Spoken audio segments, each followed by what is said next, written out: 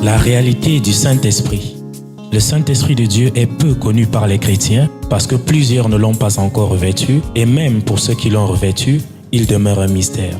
La lecture de ce livre vous permettra de le revêtir, de connaître son langage et de découvrir les mystères cachés de sa personne. Pour tout contact, appelez au plus 237 678 78 16 21 plus 237 242 0020 09 et il deviendra pour vous une réalité. La réalité du Saint-Esprit, un livre écrit par le révérend pasteur Caleb Ngwa à Tangana.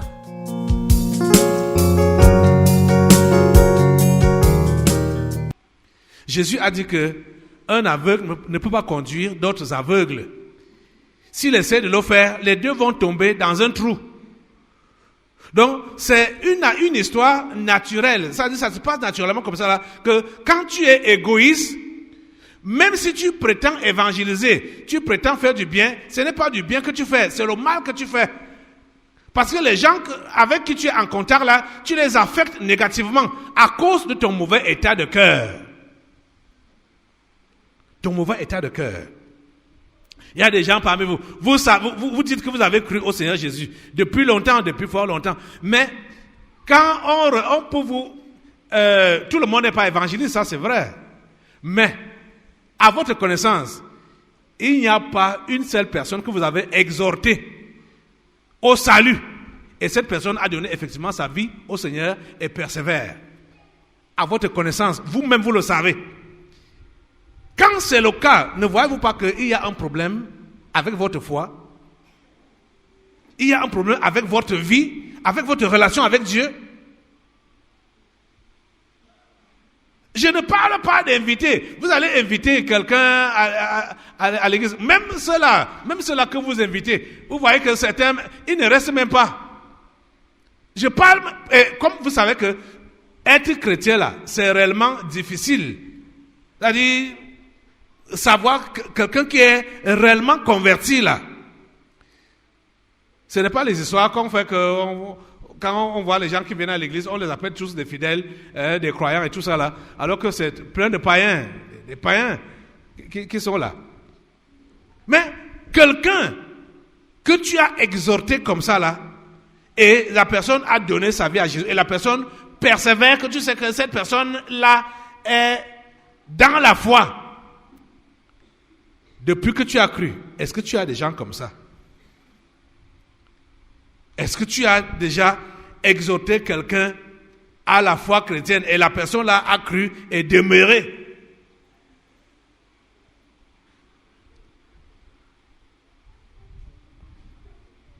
C'est quelque chose que n'importe quel chrétien doit faire.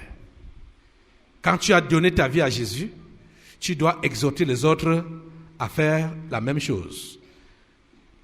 Alors, quand Jésus même voit que c'est toi-même qui es encore au centre de ta vie, et toi tu parles de lui à quelqu'un pour que cette personne mette Jésus au centre de sa vie, alors que chez toi, Jésus n'est pas encore au centre de ta vie, c'est toi-même qui es encore au centre de ta vie, tu penses que ton exhortation va marcher auprès de cette personne-là? Ça ne pourra pas marcher. Ça ne pourra pas marcher.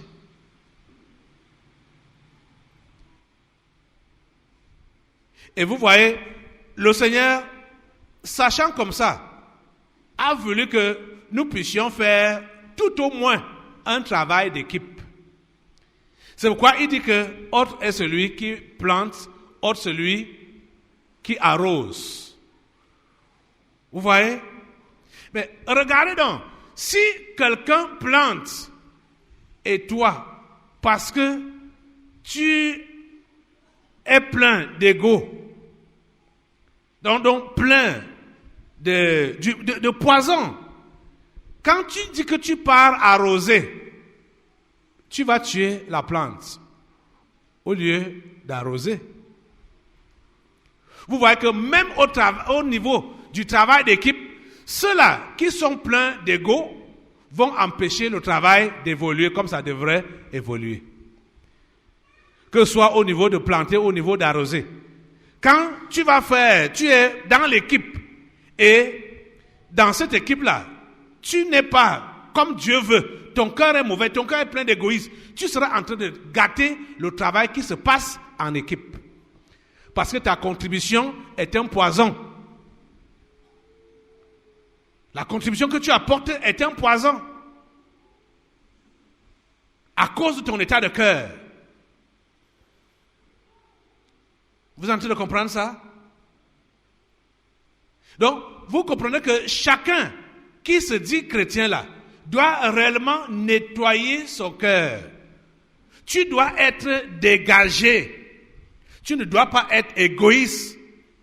Le salut des autres doit te préoccuper. Le retour à la maison de tes frères égarés doit te préoccuper. Ça doit te préoccuper. Ça doit prendre la première place dans ton cœur. Voir le retour de tes frères égarés à la maison. Tu dois être prêt à les accueillir, à festoyer pour leur retour, au lieu d'être en colère à cause de leur retour. Le fils cadet, personne ne l'a évangélisé. Vous allez voir qu'il y a certaines personnes, ce n'est même pas parce qu'ils ont entendu l'évangile ou la prédication ou parce qu'ils ont été invités, juste parce que en vivant cette vie, les choses qu'ils rencontrent, ça les interpelle. Au point où celui-là dit que, hey, je dois chercher la face de Dieu. C'est les situations de dehors qui leur parlent, comme ça avait parlé à ce garçon. La famine qui était survenue dans le pays où il était allé, c'est ça qui lui a parlé. Et c'est ça qui le ramène à la raison et il dit, hey, je meurs de faim ici, je convoite même la nourriture des porcs, alors que mon père a des biens. Ses ouvriers même sont bien traités, mangent bien. Moi, je meurs de faim ici, je dois rentrer à la maison. Donc, il y a certains qui sont interpellés donc comme ça, par des événements de dehors là-bas, et ils cherchent à revenir à la maison. Quand ils vont venir, ce n'est pas toi qui les as fait venir, mais parce que tu es un mauvais élément qui est à la maison. Avec ton cœur égoïste, tu vas même les chasser. Dès qu'ils vont venir là, ils seront affectés par ton mauvais caractère. Et comme le Seigneur est en train de voir ça, c'est la raison pour laquelle il fait ce nettoyage. Nous sommes en train de nous préparer, les préalables ou les préparatifs avant l'entrée en Canaan. L'équipe qui doit recevoir les nouveaux convertis doit être une équipe purifiée, nettoyée. Une équipe qui est réellement selon le cœur de Dieu. L'apôtre Paul, quand je le lis, je comprends que il avait vite compris les choses. Et quand il enseignait même aux croyants, aux disciples, beaucoup ne comprenaient pas ce que Paul enseignait. Déjà, l'apôtre Pierre avait mentionné ça dans l'une de ses lettres, pour dire que Paul a reçu des révélations. Quand il enseigne ça, ou quand il écrit ça, beaucoup de gens tordent le sens de ce qu'il a eu à dire. Paul a eu beaucoup de révélations, il a enseigné, mais les gens n'avaient pas compris. Les gens n'avaient pas compris. C'est même la raison pour laquelle le réveil s'était arrêté. Parce qu'il n'y a pas eu de gens qui comprenaient ce que Paul enseignait. Il n'y en avait pas.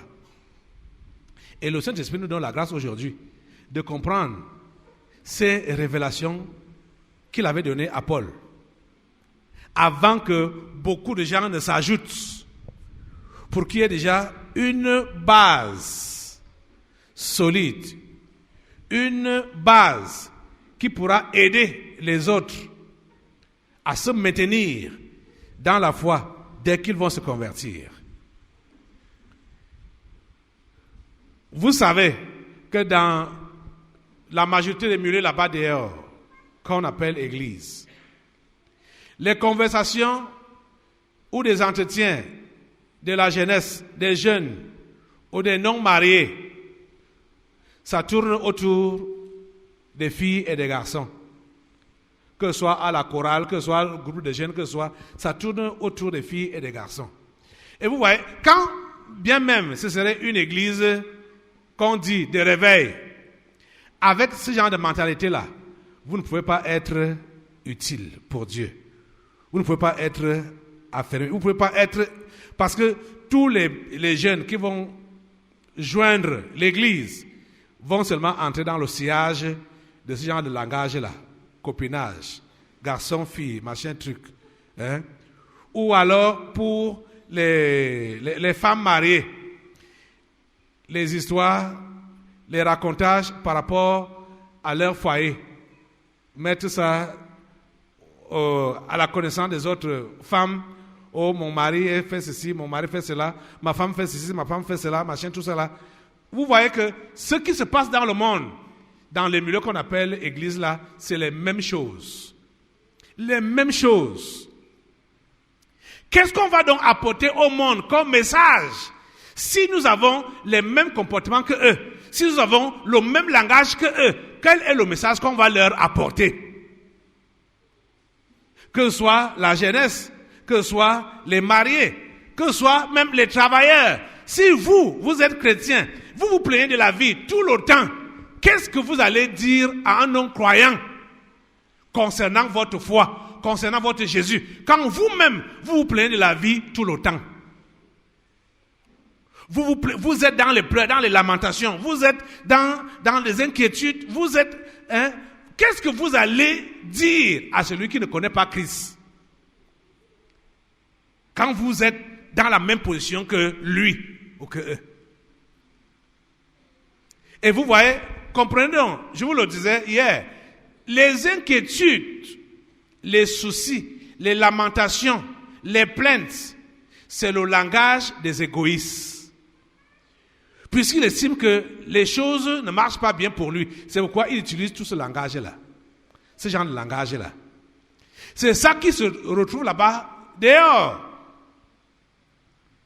On se plaint de tous. On se plaint de tout le monde. On se plaint de tout. Le pays va mal. Le président ne dirige pas bien. Les ministres sont des voleurs. Il y a de ceci. Les églises, c'est des fausses églises, des faux prophètes, machin, tout. Là-bas dehors, ça ne vaut pas la peine d'aller dans les églises, machin, tout ça là. Ça, c'est ce qu'on raconte là-bas dehors. Parce qu'ils sont déçus. Et toi, alors, qui dit que tu es chrétien, tu as le même langage que eux. Tu as la même vie que eux. Quel est donc le message que tu vas leur apporter? Quel message? Tu as quel message? Il faut qu'il y ait une différence nette. Il faut qu'il y ait une différence claire entre le croyant et le non-croyant. Le croyant a le message d'espoir. Le message du croyant, c'est le message du salut. C'est un message d'espoir. Ce n'est pas un message de désespoir. Ce n'est pas un message de soulèvement. Le message du croyant. Vous êtes en train de comprendre ça? Si tu comprends que tu te dois à ce monde, tu te dois à ce pays, comme Paul a dit, je me dois aux Juifs, je me dois aux Grecs. Si tu comprends que tu te dois, parce que là, aujourd'hui, je voudrais vraiment que tu comprennes, si tu es chrétien, que tu comprennes que le devoir du changement de la société dans laquelle tu vis repose sur tes épaules. Le devoir du changement de ton foyer, de ta maison, de ta famille, de ton lieu, ça dit tous les endroits que tu fréquentes ou que tu vis là, le devoir de leur changement, ça se repose sur tes épaules.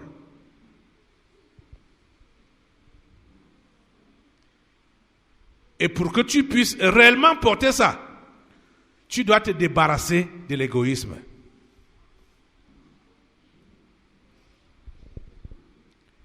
Tu dois te débarrasser de l'égoïsme. Si quelqu'un veut venir à moi, a dit Jésus, qu'il renonce à lui-même et qu'il se charge chaque jour de sa croix, qu'il me suive. Si tu avais renoncé à toi-même quand tu as dit que tu as cru, l'égoïsme n'allait plus te gérer. Si quelqu'un veut venir après moi, qu'il renonce à lui-même, qu'il se charge chaque jour de sa croix. Ça veut dire quoi? Ça ne sera pas toujours facile de porter cette charge-là. Jésus a appelé ça la croix. Quand Paul dit que je me dois, donc je porte la croix pour les Juifs, je porte la croix pour les Grecs, je porte la croix pour les barbares, je porte la croix pour les ignorants, je porte la croix pour les sages, pour toutes les classes de la société, je porte leur croix. Je me dois, c'est mon devoir. C'est mon devoir. Tu es en train de comprendre ça? Tu es en train de comprendre ça? Mais toi, tu es venu à l'église rien que pour tes petits soucis, pour tes petits problèmes. Hein? C'est pourquoi, quand même ces problèmes sont résolus, tu ne sais plus quoi faire. Puisque tu as déjà trouvé la solution à tes problèmes à toi. Là, tu t'engages seulement dans la religion alors.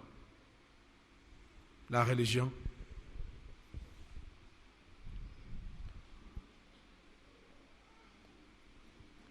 Que Dieu ouvre vos yeux du cœur. Qu'il ouvre votre entendement pour que vous puissiez réellement comprendre que vous avez une croix à porter par rapport à votre entourage, par rapport à ce monde dans lequel vous vivez, par rapport à ceux-là qui vous entourent, toutes les classes sociales. Vous avez le devoir de porter leur croix. Vous avez le devoir de leur apporter le vrai évangile. Pour ce faire, vous devez vous débarrasser de votre ego, de votre moi, de vos intérêts personnels. La plupart d'entre vous, quand vous faites des planifications, ça ne concerne pas l'autre. Ça ne concerne pas celui d'à côté. Si vous pouvez aller un peu loin dans vos planifications, ça ne peut arriver qu'au niveau peut-être de la famille élargie. Et ça me fait souvent un genre, quand je vais entendre un soi-disant chrétien tenir le langage des païens que les Camerounais aiment avoir, le langage tribaliste. Vous les Bamileke, vous les Étones, vous les Bassa. Tu es chrétien, tu utilises ce langage-là. Ne me dis pas que tu n'utilises pas ça pour tes frères. Mais quand tu utilises ça là-bas dehors, avec les païens, qu'est-ce que tu fais? Tu encourages le tribalisme. Tu peux donc évangéliser. Hein? Dans la foi, il n'y a ni juif, ni grec, ni esclave, ni libre. Il n'y a pas de tribalisme dans la foi. Vous comprenez? Il n'y a pas de tribalisme dans la foi. Je vous dis que vous devez dépasser. Et Jésus l'a dit, que si votre foi ne surpasse pas celle des scribes et des pharisiens, vous ne pouvez pas avoir accès au royaume des cieux. Vous devez dépasser je veux dire, le niveau normal de tout homme civilisé. Et ici au Cameroun, c'est même rare de trouver les hommes civilisés. Comme les Camerounais sont trop barbares là. C'est difficile de trouver des hommes civilisés. Vous savez que l'histoire là, même j'ai connu un monsieur, il était tellement tribaliste. Et, Comme lui, il était petit, il ne voulait pas sentir les Bamileke. Il y a un petit Bamileke qui a collé sur lui pour qu'il l'oppositionne. Le gars a refusé parce que le jeune homme était Bamileke. Il aidait les autres qui n'étaient pas Bamileke. Mais je ne sais pas par comment ce petit Bamileke a réussi de voyager pour aller en Europe et il n'a pas oublié celui qui l'avait écarté à cause de sa tribu. Il ne l'a pas oublié. Je vous dis la pure vérité. Et ça se passe ici, là. Vous savez ça. Vous dites que vous avez donné votre vie à Jésus, mais vous continuez avec cette notion de tribalisme là. Tel est Bamileke, tel est anglophone. Anglo, alors on les met dans le même sac. Tel est anglo, tel est Bami. Et chez les Bami, on dit encore les Chang, Mbouda. Hey, Chang, hey, Mbouda, hey. Vous voyez? Vous êtes chrétien, vous continuez à garder cette mentalité-là, vous allez évangéliser ces gens-là.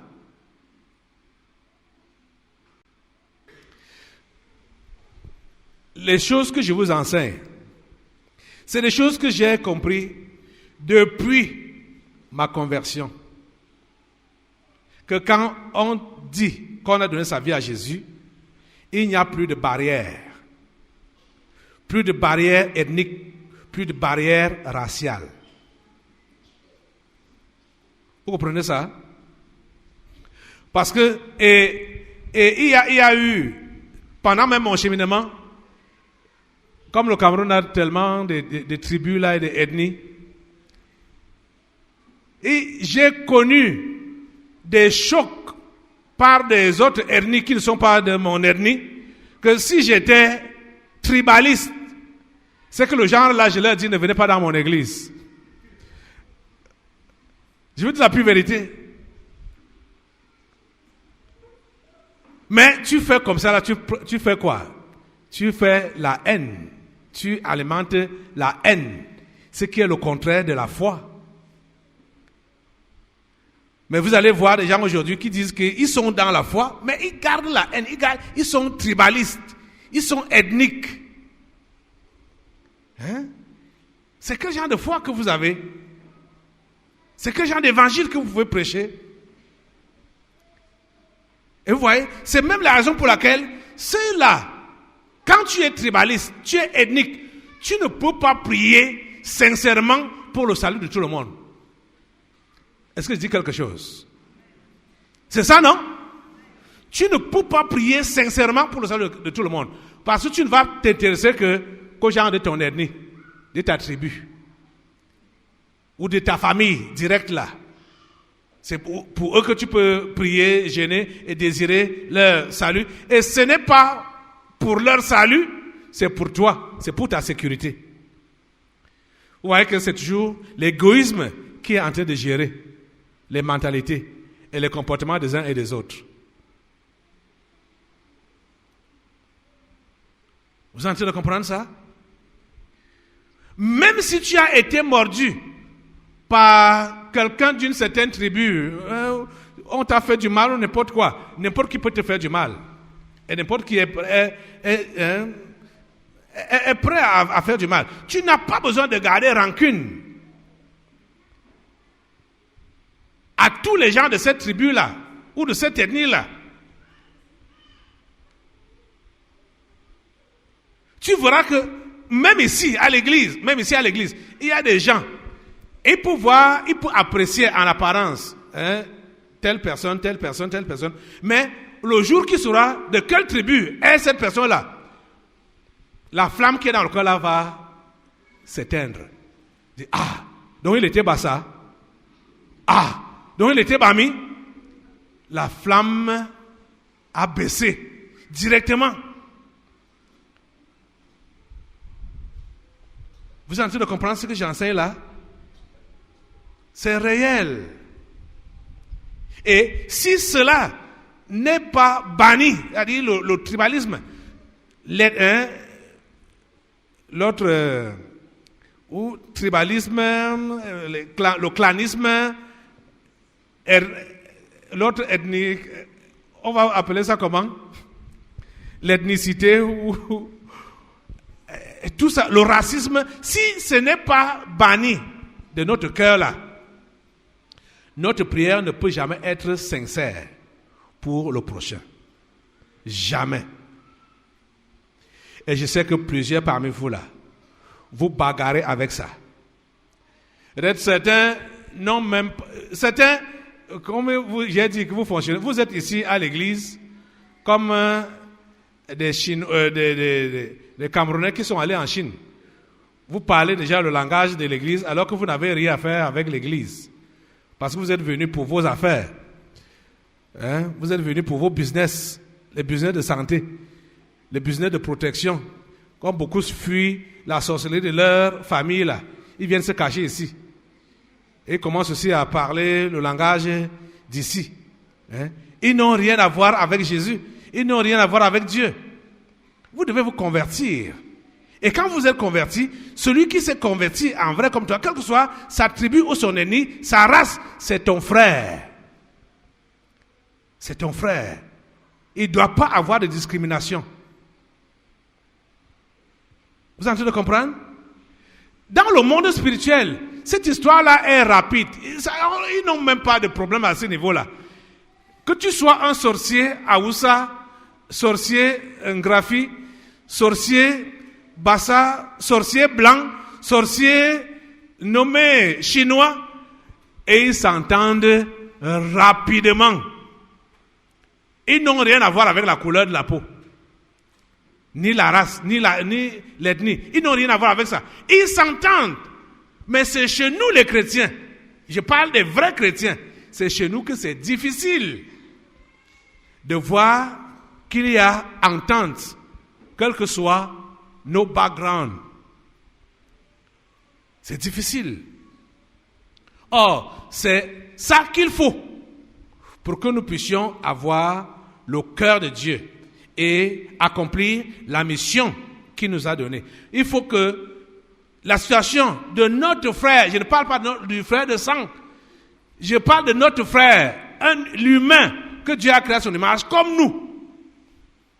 Il doit compter pour nous. Il doit beaucoup compter pour nous. Nous lui sommes redevables. Nous sommes redevables à tous les humains. Vous comprenez ça? Nous sommes redevables à tous les humains. Pour que nous puissions leur apporter l'évangile. Je me dois aux Grecs et aux barbares, aux savants et aux ignorants. Ainsi j'ai un vif désir de vous annoncer aussi l'évangile à vous qui êtes à Rome.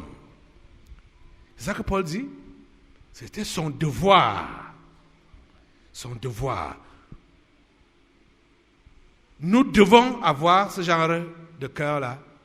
Nous devons nous débarrasser de l'égoïsme. Ceux parmi vous qui sont fortement gérés. On a commencé hier avec ce programme. L'égoïsme était en surface pour dire que depuis la naissance, il est né avec vous. Et je me donne. Ça, c'était la première naissance. Mais depuis la nouvelle naissance, pourquoi l'égoïsme n'est pas parti? Parce que le chrétien naît deux fois. La première naissance, qui est la naissance charnelle, nous tous, nous passons par là. Mais la deuxième naissance, ce n'est que le chrétien qui connaît ça. La deuxième naissance. Là où Jésus a dit que si quelqu'un est né de nouveau, il ne peut voir le royaume de Dieu. Donc la deuxième naissance, c'est le chrétien qui connaît ça. Comment est-ce que le chrétien peut naître la deuxième fois? Et l'égoïsme est toujours implanté en lui. C'est là qu'est le problème. Pourquoi? Hein? Toi, tu ne te poses pas cette question-là. Ça ne t'énerve pas que tu dises que tu es chrétien et l'égoïsme est attaché à toi? Ça ne te révolte pas? Hein? Dites-moi, ça ne te révolte pas? Ou bien tu te contentes de ça, ça te plaît? Je vois certaines personnes à qui ça plaît. d'être égoïste. Hein? Puisque le blanc a dit que la charité bien ordonnée commence par soi-même. Donc, si je ne suis pas encore satisfait, pourquoi je vais désirer la satisfaction de l'autre? Hein? Ça, c'est une mauvaise interprétation du commandement qui a dit que aime ton prochain comme toi-même. Tu t'aimes, tu te protèges, tu dois protéger également le prochain. Tu veux ton bien-être, tu dois également vouloir le bien-être du prochain. Ce n'est pas que tu te mettes en avant. Si tu es sauvé, ton prochain est perdu. Toi, tu secoues les épaules pour dire « Aka, c'est son problème là-bas. Moi, je suis déjà sauvé. » Tu manifestes l'égoïsme. Ce n'est plus le caractère de Dieu comme ça. Tu es né de nouveau. Si tu n'es pas né de nouveau, on peut te comprendre. Mais tu n'es pas excusable, hein? Parce que comme tu entends le message maintenant, là, tu dois te convertir, donner ta vie à Jésus et te débarrasser de l'égoïsme. Si tu es déjà né de nouveau, qu'est-ce que l'égoïsme cherche encore dans ta vie? Pourquoi c'est encore ancré en toi? Pourquoi ça? Ça devrait te révolter. Franchement. Peut-être tu ne comprends pas. Peut-être tu ne comprends pas. Tu penses que toi, tu es sauvé. Tu penses que toi, tu es quitte. Je vais te relire la malédiction qui est collée sur l'égoïsme. Caïn, Genèse 4. Dieu lui a dit, maintenant tu seras maudit. Comme il a été égoïste, il a dit quoi? Je ne suis pas le gardien de mon frère, je ne sais pas où il est. Qu'est-ce que Dieu lui dit? Maintenant tu seras maudit. Donc, quand tu es centré sur toi-même, tu es en train d'attirer la malédiction de Dieu sur toi. Maintenant tu seras maudit de la terre qui a ouvert sa bouche pour recevoir de ta main le sang de ton frère. Quand tu cultiveras le sol, il ne te donnera plus sa richesse. Tu seras errant et vagabond sur la terre. C'est pourquoi tu vas toucher à tout et rien ne va marcher. Quand tu es le genre de chrétien qui est égoïste, tu vas toucher à tout. Tu vas tout faire. Tu seras seulement en train de tourner en rond. Ça dit vagabond. Tu seras en train de tourner en rond. Tu ne pourras pas prospérer. Tu ne pourras pas réussir. Parce que tu ne t'occupes pas de l'autre. De ton frère qui est encore dehors. De ton frère qui a besoin du salut. La réalité du Saint-Esprit. Le Saint-Esprit de Dieu est peu connu par les chrétiens parce que plusieurs ne l'ont pas encore revêtu et même pour ceux qui l'ont revêtu, il demeure un mystère. La lecture de ce livre vous permettra de le revêtir, de connaître son langage et de découvrir les mystères cachés de sa personne. Pour tout contact, appelez au plus 237 678 78 16 21 plus 237 242 0020 09 et il deviendra pour vous une réalité. La réalité du Saint-Esprit, un livre écrit par le révérend pasteur Caleb Ngwa à Tangana.